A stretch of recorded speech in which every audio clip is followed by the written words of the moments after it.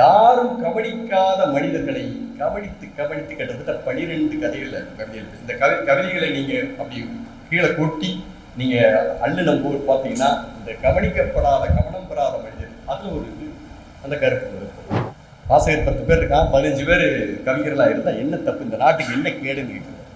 ஏதாச்சும் கேடு இருக்கா? கவிதையை வந்துட்டு போட்டுங்க, அது நல்ல கவிதையாக இருக்கட்டும் கெட்ட கவிதை தானே. ஒரு பெரிய வாழையிலாம் இருக்கிற இடத்துல ஒரு புளிய இலைக்குள்ள கொண்டு சுருக்கி இருக்கிறாருன்னா அவர்கிட்ட இருக்கிற அந்த மனிதாபிமானம், அந்த மனிதாபிமானம் எப்பமெல்லாம் வெளிப்படுதோ அப்பெல்லாம் கூடியிருக்கிற கூட்டத்தை பக்கத்திற்குள்ள வெடிச்சு அழுக வச்சிருவார்.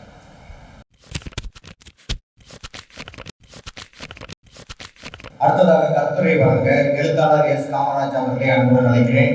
பாண்டிய கிராம வங்கி முதுநிலை மேலாளராகி பணி ஓய்வு பெற்றவர். சமம் அறக்கட்டளை என்னும் அமைப்பை தொடர்ந்து நடத்தி கொண்டு வருவர். ஒரு வனதேவதையும் 2 பொன்வண்டுகளும், கருப்பு நிலா கதைகள், வெயிலின் நீதி என்பது போன்ற 5 சிறுகதை தொகுதிகளை எழுதியவர். அவர்களை அன்புடன் உங்கள் கரகோஷத்துடன் மேடைக்கு அழைக்கிறேன்.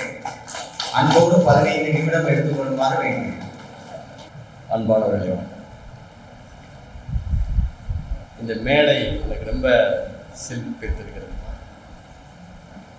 எப்பொழுது முதலாக தோழர் ஷாஜகான் அவர்களை பார்த்தேனோ அதை விட 1000 மடங்கு சிலிர்ப்பை இந்த மேடை எனக்கு தருகிறது. எப்படின்னா, நான் இந்த புலனவெளியில் யாரெல்லாம் பார்க்கணும்னு நினைப்பேன். அந்த எழுத்தின் வீரியத்தை தோழர் எட்வின் அவர்களை நான் எப்பயாச்சும் ஒரு தடவை பார்த்தோம்னு நினச்சேன்.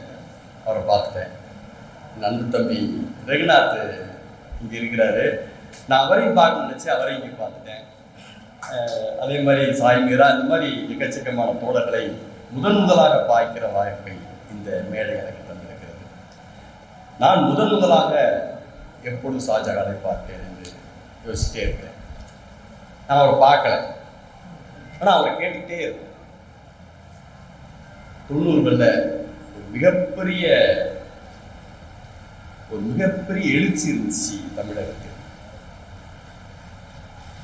அது 2 தளங்கள்லேருந்து புறப்பட்டு வந்தது. ஒன்று அறிவொளி இயக்கம், இன்னொன்று கலை இலக்கியம். இது இந்த தமிழ் கூறும் நல்லுலகம் அரசியலாகவும் இலக்கியமாகவும் வச்சு ஆராய்ந்து சொல்லப்பட வேண்டிய 2 இயக்கங்கள் அறிவொளி இயக்கமும் கலை இலக்கியமும். கவிதைகளை, இலக்கியத்தை, சினிமாவை இப்படியெல்லாம் இருக்கணும்னு நம்ம ஆசைப்பட்டிருக்கோம் இல்லையா? அப்படி ஆசைப்பட்ட கூட்டத்தை எல்லாம் ஒரு இடத்துல உட்கார வச்சு 1000 பேர் 2000 பேர் 10,000 பேர் உட்கார வச்சு பேச்சு, கவிதை, சிறுகதை, பாட்டுன்னு அள்ளி தெளித்து கொண்டிருந்த ஒரு முழு இரவையும் கொண்டாடி தீர்த்த காலங்களில் ஒரு பாட்டு, அமுதமலையில் என் கவிதை நினைக்கிறது, நிலைவே கொஞ்சம் கொடைப்பிடியது. அந்த பாட்டை கரிசல்பில் கிருஷ்ணசாமி பாடணும். அது ஒரு முழு இரவில் அதை கேட்கணும். அதை கேட்டிருந்தவங்க பேர் பெற்றோம். அப்படி பேர் பெற்ற நான் பல மேடைகளில் அந்த பாடலை கேட்டிருக்கிறேன். அந்த பாடல் அறிமுகம் பார்க்கும்போது தான் ஷாஜகான் எழுதியது அப்படின்னு சொல்லுவாங்க. எனக்கு இசை ரொம்ப தெரியாது, ஆனால் நீங்கள் அந்த பாட்டை கேட்டீங்கன்னா தெரியும். அந்த சந்தத்துக்குள்ள அப்படி உட்காரும். அந்த வார்த்தை அவ்வளோ கிளியராக விண்ணின் மீனெல்லாம் அவள் அழகு பாராமல் நிரந்தரமாய் ஒரு தடைகிடி. அந்த அந்த அந்த அந்த வரிகளை படிக்கும்போது அவர் ஏறி படிப்பார். அண்ணன் கரிசல்பி கிருஷ்ணசாமி புல்லறி நினச்சிக்கிட்டே இருப்போம். அமுதமலையில் நினச்சிக்கிட்டு இருக்கோம். நாங்கள் ஒரு தடவை மழை பேச்சிக்கிட்டு இருக்கும்போது அந்த பாட்டை படித்தார். அப்படியெல்லாம் நாங்கள் அனுப்பிச்சிருக்கோம். அப்படி அறிமுகமானவர் தான் அந்த தோழர் ஷாஜகான். ஷாஜகானோட கவிதைகளை தங்கை மீராவும் எட்வினும் ரொம்ப பேசிட்டாங்க. நீங்கள் வாங்கி படிங்க. நான் ஒரு 1-2 கவிதைகள் மட்டும் நான் சொல்கிறேன், நீங்கள் வாங்கி படிங்க. ஆனால் ஷாஜகானை பேச வேண்டும். ஷாஜகான் போன்ற மாமனிதர்களை பேசியே ஆக வேண்டும். எப்படின்னா,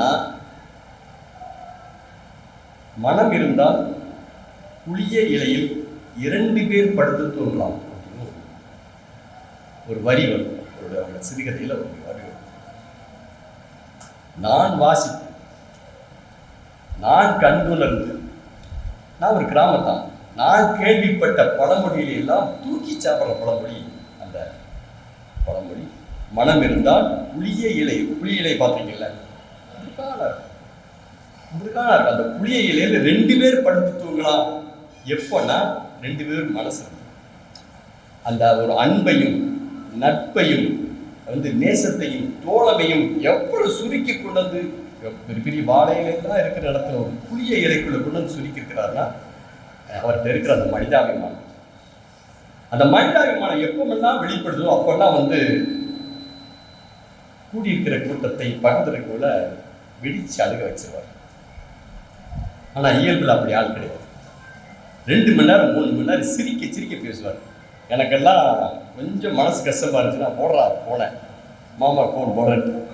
ஒரு மணி நேரத்துக்கு 1.5 மணி நேரம் பேசுவார். என்ன பேசுவார்னா, நானோ எட்வினோ முத்துகிருஷ்ணனோ சொல்ல தயங்குகிற விஷயங்கள் டம்முன்னு போட்டு உடப்பார். அது யாருன்னு பார்க்க மாட்டார். அது சிரிப்பு வர வச்சு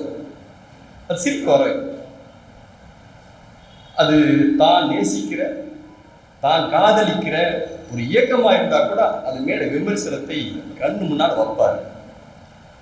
அப்போ எங்களை மாதிரி ஆளுகள்லாம் அதை வைக்கலையே அப்படின்னு யோசிச்சுட்டு இருக்கும்போது அவர் வச்ச உடனே எங்களுக்கு குபீர் சிரிப்பு வரும்.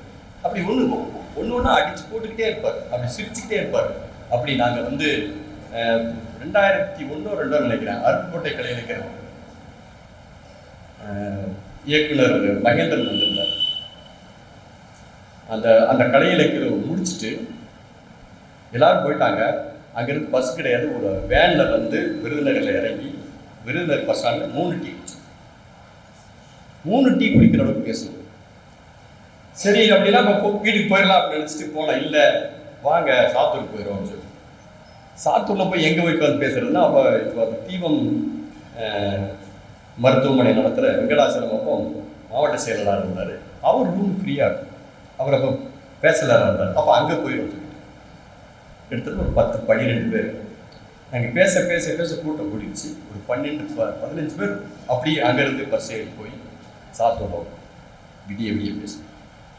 சரி விடிஞ்சிருச்சு இன்னும் போயிடலாம் அப்படின்னு நினச்சா திருப்பி பேச்சு தொடரும். முதல் நாள் இரவு ஆரம்பித்த பேச்சு மறுநாள் இரவு வரைக்கும் பேசிக்கிட்டே என்னத்தை பேசிட போகிறோம். நாங்கள் குடிச்சதை பற்றியோ கழிச்சதை பற்றியோ வேறு எதுவுமே பேசலை. இந்த சமூகம் சம்பந்தமான ஒரு வரி எங்களுடைய சொந்தம், எங்கள் வீடு, எங்கள் மனைவி, மக்கள், எங்கள் ஆசை அபிலாசை எதை பேச சமூகம் சம்பந்த விஷயங்களை கிட்டத்தட்ட 36 மணி நேரம் பேசு. அப்ப அந்த 36 மணி நேரம் அவர் பேசுறவங்களுக்கு ஒண்ணும் இல்லை, கேட்கிறவங்களுக்கு இருக்க பொறுமை இருக்கு இல்லையா, அந்த பொறுமைக்கு தீனி போட்டார். மாமா பேச பேச பேச அப்படியே அந்த 12 பேர் எந்திரிச்சு சிரிப்பு. அப்படி சிரிச்சுக்கிட்டே இருக்கும்போது டக்குன்னு ஒரு நிமிடம் நிப்பாட்டி பெண்கள் சம்பந்தமாகவும் தலித்துகள் சம்பந்தமாகவும் அவர் பேசின உடனே அந்த ஒட்டுமொத்த 15 பேரும் முறைந்து போய் எல்லோரும் கண்ணீர் வடித்தார். அப்படிப்பட்ட கண்ணீர் வடிக்கக்கூடிய கிட்டத்தட்ட 12 கவிதைகள் உள்ளது. தங்கை பேசுனது, அவர் பேசுனது, அவர் ஒரு கல்வியாளராக அவர் பேசினாங்க, அவங்க தத்துவ விசாரங்கள் பேசினாங்க. ஆனால் அவர் 5வது கவிதையிலிருந்து ஆரம்பிக்கிறார். 5வது கவிதையிலிருந்து ஆரம்பிக்கிறார். ஒவ்வொரு கவிதையும் ஒரு காட்சி. நடுத்தார் சாலையில குப்பர செத்து கிடக்கிற கிளியை நீங்கள் நான் பார்த்துருக்குமா? குப்பர செத்து கிடக்கிற கிளி வேகமாய் நகர்ந்து போகிற தொடர்வண்டியில் பேனா விற்கிற கண் தெரியாத குருடர், மத்தியான வெயிலில் தன்னைத்தானே சாட்டையால் அடித்துக் கொண்டு சில்லறை காசு விடும் சத்தத்திற்காக இயங்குகிற ஒரு மனிதன். ஆமா, 4 வழிச்சாலை உருவாக்கத்தில் இடிந்து இற்று விழுந்த மரத்தில் தன் கூட்டை இழந்த குஞ்சு. இப்படி யாரும் கவனிக்காத மனிதர்களை கவனித்து கிட்டத்தட்ட 12 கவிதைகள்.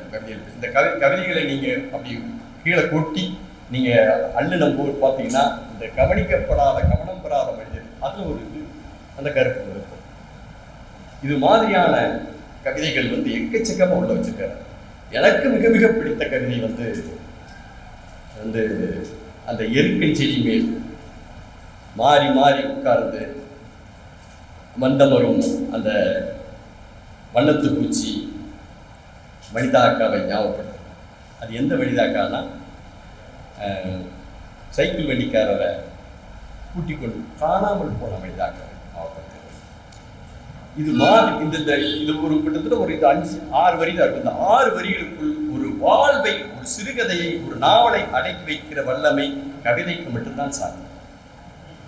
அந்த கவிதை கைவந்து விட்டால் நீங்கள் சிறுகதை எழுதலாம், நாவல் எழுதலாம், என்ன வேணா பண்ணலாம். அப்போ கவிஞர்கள் சொற்சிக்கனமும் அதை வந்து பவர்ஃபுல்லாக வந்து கடத்துவதற்கான வல்லமை மிக்கவர். அவர் காட்டாறுன்னு ஒரு சிறுகதை எழுதி மிகப்பெரிய கவனம் பெற்ற ஒரு மனிதர் திருப்பி கிட்டத்தட்ட ஒரு 10-20 வருஷம் கழிச்சு கவிதைக்குள்ள ஏன் வரான்னா அவருக்கு கவிதை மேல் இருக்கிற நம்பிக்கை. கவிதை நான் எப்படி வேணாலும் எழுதிடுவேன், எழுதி ஜெயிச்சிருவேங்கிற ஒரு நம்பிக்கை தான் அவர் வந்து. இன்னைக்கு யாரோ அந்த இதில் போட்டாங்க, கவிஞர் ஷாஜகானுக்கு வணக்கம். அதில் ஒரு கேலி இருந்தது. அது எப்பொழுதுமே கவிஞரின் மேலே ஒரு கேலி இருக்கு. அன்பானவர்களே, அவங்களுக்கு ஒன்று சொல்றேன். எங்கேயாச்சும் மேடைகளில் உங்கள் நண்பர்களோட பேசும்போது இந்த கேலி சொன்னால் நீங்கள் தயவு செய்து எதிர்த்து பேசுங்க. என்ன சொல்லுவாங்கன்னா, கவிஞர்கள் வாசகர்களை விட கவிஞர்கள் அதிகமாக இருக்குங்கிற ஒரு பழமொழி இருந்தால் என்ன தப்பு? இருந்தால் என்ன தப்பு? வாசகர் 10 பேர் இருக்கா, 15 பேர் கவிஞர்களாக இருந்தால் என்ன தப்பு? இந்த நாட்டுக்கு என்ன கேடுன்னு இருக்குது? ஏதாச்சும் கேடு இருக்கா? கவிதையை வந்துட்டு போட்டுங்க. அது நல்ல கவிதையாக இருக்கட்டும், கெட்ட கவிதை தானே. கவிதை எழுதுவதால் அந்த ரோடு இடிஞ்சு போகுதா, பாலை இடிஞ்சு போகுதா, லஞ்ச லாவணி கூடுதா, அரசியல் மாறப்போதா? ஒன்றும் இல்லையா. ஒரு கவிதை அவன் எழுதிட்டு போட்டோம். கவிதை எழுதுனாலும் நமக்கு என்ன, அவன் கவிதை எழுதுனாலும் நமக்கு என்ன குறைச்சல் இருக்கு. அதனால் யாராச்சும் அப்படி சொன்னால் நீங்கள் எழுத்து பேசுங்க. ஏன்னா கவிதை எழுதுகிற, இலக்கியம் படிக்கிற, இலக்கியம் படைக்கிற மனிதர்கள் இந்த நாட்டுக்கு தேவை. அந்த ஒரு இலக்கியம், ஒரு வரி கவிதை, ஒரு பாடலின் 2 வரிகள், ஒரு நாவலின் அடர்ந்த பகுதி நமது வாழ்வில் நமக்கு தேக்கி வைக்கப்பட்டிருக்கிற விசாரங்களை அப்படி தள்ளி கொண்டு போயிட்டு, அல்லது நாம் ஏதாவது செய்ய துடிக்க வேண்டும் என்று நினைக்கும் பொழுது அதை உத்வேகப்படுத்தும். அப்படிப்பட்ட வல்லமை மிக்கது இலக்கியம். அந்த இலக்கியத்தை படைக்கிறத, அந்த கவிதை படைக்கிறதுனால என்ன தப்பு? ஏன் நீங்கள் அவனை வந்து கேள்வி பண்ணுறீங்க? அறிவாளியான என்ன மாசத்துன்னு சொன்னாங்க, 1000 பூக்கள் மலரும், 1000 பூக்கள், லட்சம் பூக்கள், கோடி பூக்கள் மலரட்டும், வளர்ந்துக்கிட்டே இருக்கும். அப்படி மலர விடுங்கள். அப்படி மலர்கிற கவிதைகளை ரொம்ப தந்திருக்கிறாரு. நானும் அன்பு தோழர் தமிழ் குமரனும் மாமாவட்ட அடிக்கடி பேசுவோம். நான் எங்களுக்கு கஷ்டம் வர்ற நேரம்னா அவர்கிட்ட பேசுவோம், அவருக்கு கஷ்டம் வர்ற நேரம்னா எங்கிட்ட பேசுவார். அப்படி பேசி கொண்டு வந்த இந்த புத்தகம் வெகுவாக பேசப்படும். இந்த பேசப்படுகிற புஸ்தகம் தோழர் எட்வின் சொன்ன மாதிரி அடுத்த ஒரு சிறுகதைக்கான முன்னோட்டம் என்று தான் நான் இதை அறிவிக்கிறேன். இந்த முன்னோட்டம் அடுத்த சிறுகதையில் வந்து நிற்கும். அடுத்த சிறுகதை வெளியிடும் நேரத்தில் நாம் எல்லோரும் கூடுவோம், அவரை வாழ்த்துவோம். நன்றி, வணக்கம்.